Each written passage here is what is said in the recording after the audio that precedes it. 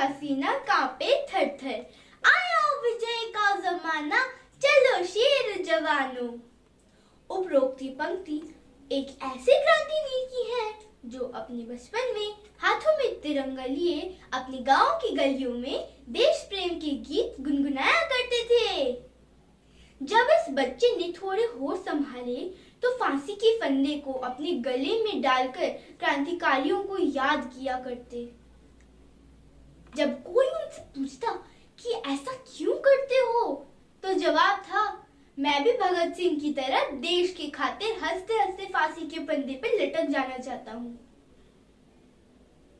यह बच्चा और कोई नहीं बल्कि भारत के महान क्रांतिकारी हेमू कालानी थे, जिन्होंने देश को आजाद कराने के लिए अंग्रेजों के कई बार दांत खट्टे किए।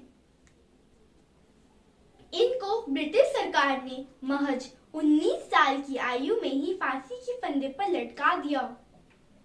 ऐसे में हमारे लिए सिंधी के भगत सिंह कहे जाने वाले हेमू कालानी से जुड़ी दिलचस्प किस्सों के बारे में जानना रोचक होगा। लेकिन उससे पहले अगर आप हमारे चैनल में नए हैं तो प्लीज हमारे चैनल को लाइक, शेयर एंड सब्सक्राइब कीजिए। तो चलिए शुरू करते हैं। हेमू कालानी का जन्म 23 मार्च 1923 को सिंध के सक्कर में हुआ। इनके पिता का नाम पेसूमल कालानी था। इनकी माता जेठीबाई एक गृहिणी थी। इनके पिता एक सम्मानित व्यक्ति और इज्जतदार खानदान से थे, जिनके ईंटों के भट्टे थे। हेमू का पूरा परिवार देशभक्ति से ओतप्रोत था। उन्हें बचपन में भगत सिंह जैसे महान क्रांतिकारियों के किस्से कहानियां सुनाई जाती थी। इससे वे बहुत प्रभावित हुए। उनमें बचपन से ही देश पर कुर्बान होने की भावना उत्पन्न हो चुकी थी। बाल्यावस्था में ही हेमू बड़े होशियार और बुद्धिमान थे। इनकी शिक्षा 5 वर्ष की आयु में गांव के प्राइमरी पाठशाला में शुरू हुई। यहाँ सिर्फ कक्षा 4 तक पढ़ाई होती थी। आगे की पढ़ाई के लिए उन्होंने सक्कर के तिलक हाई स्कूल कॉलेज में एडमिशन लिया था। हेमू जितने पढ़ाई में काबिल थे उतने ही खेलकूद में होनहार भी थे।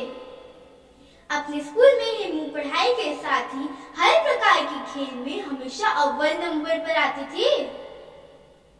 उनको कुश्ती का भी बहुत शौक था। वे अपने चाचा से कुश्ती के सारे दांव पेंच सीखा करते थे। हेमू ने कई बार कुश्ती में अंग्रेज पहलवानों को भी मात दी। इसके अलावा कबड्डी, खो-खो, वॉलीबॉल, क्रिकेट और फुटबॉल इनके पसंदीदा खेलों में से एक थे। दिलचस्प यह है कि हेमू गांव की गलियों में अपने दोस्तों के साथ तिरंगा झंडा लिए देश प्रेम के गीत गाते और भारत माँ की जय के नारे के साथ लोगों में जोश भरने का कार्य करते थे। 7 वर्ष की आयु में ये अपने दोस्तों के साथ क्रांतिकारी दल बनाकर उनका नेतृत्व करते। हेमू बचपन से ही निडर थे। गांव में जब अंग्रेज अधिकारी अपने लश्कर के साथ निकलते थे तो लोग डर के मारे घरों व दुकानों की दरवाजे व खिड़कियां बंद कर लेते थे। मगर हेमू अधिकारियों के सामने उन पर तंज कसते हुए खुलेआम घूमा करते थे। अपने सहपाठियों व दोस्तों के साथ गीत गाते हुए कहते कि जान देना देश पर यह वीर का काम है, मौत की परवाह न कर जिसका हकीकत नाम है। देशभक्ति से लिपटी उनकी गीत लोगों में स्वतंत्रता संग्राम के लिए जागरूकता पैदा करती थी। इनकी निडरता का हर कोई कायल था। एक बार की बात है, इनके पिता को किसी बात पर अंग्रेज सिपाही पकड़ ले जाते हैं। जब ये घर आए तो इनकी माँ रो रही थी। इन्होंने उनसे पूरा माजरा पूछा। हकीकत जानने के बाद हेमू ने अपनी माँ से पिता को छुड़ाकर वापस लाने की कसम खाई। इसके बाद बंदूक खोसे अपनी एक साथी के साथ पिता को छुड़ाने निकल पड़े। खैर, उनके टीचर ने जब उनको समझाया कि अकेले जाना ठीक नहीं है, जब तक हमारे पास एक मजबूत संगठन नहीं होगा तब तक हम कुछ नहीं कर सकते। उनकी बातों को गंभीरता से लेते हुए हेमू स्वराज्य सेना मंडल दल का हिस्सा बने। बाद में वे इस दल की रीढ़ की हड्डी बनकर उभरे थे। हेमू अपने साथियों के साथ विदेशी कपड़ों का बायकॉट करने के लिए लोगों में चेतना जगाने का कार्य करते। वे विदेशी कपड़ों को इकट्ठा करने के बाद उसे जला देते। इस निडर आजादी के सिपाही का बस एक ही सपना था कि वे क्रांतिकारी शहीद भगत सिंह की तरह देश की खातिर फांसी के फंदे पर झूल जाएं। इसके लिए वे अपने गले में फांसी का फंदा भी डालते और शहीदों को याद करते। वे कहते थे कि ऐसा करने पर उनके अंदर देश के लिए मर मिटने का जज्बा पैदा होता है। हेमू को ब्रिटिश सरकार के खिलाफ छापामार गतिविधियों, वाहनों को जलाने व क्रांतिकारी जुलूसों जैसे क्रांतिकारी के तौर पर पहचाना जाने लगा था। 1942 में जब महात्मा गांधी ने भारत छोड़ो आंदोलन चलाया तो हेमू ने अपने साथियों के साथ बड़े जोश व खरोश के साथ उसमें कूद पड़े। आगे जब इस आंदोलन से जुड़े महात्मा गांधी, खान अब्दुल गफ्फार जैसे क्रांतिकारियों को गिरफ्तार किया गया तो इस आंदोलन की ज्वाला और भड़क उठी। हेमू ने सिंध में तो तहलका मचा दिया था। इनके जोश को देखते हुए लोग जगह जगह पर अंग्रेजों के खिलाफ क्रांतिकारी गतिविधियों को अंजाम देने लगे। हेमू ने अंग्रेजी सरकार को भारत से उखाड़ फेंकने का दमखम दिखाया। उन्होंने कई घटनाओं को अंजाम दिया। ब्रिटिश उनकी निडरता से भरे कार्यों को देखने के बाद खौफ खाने लगे थे।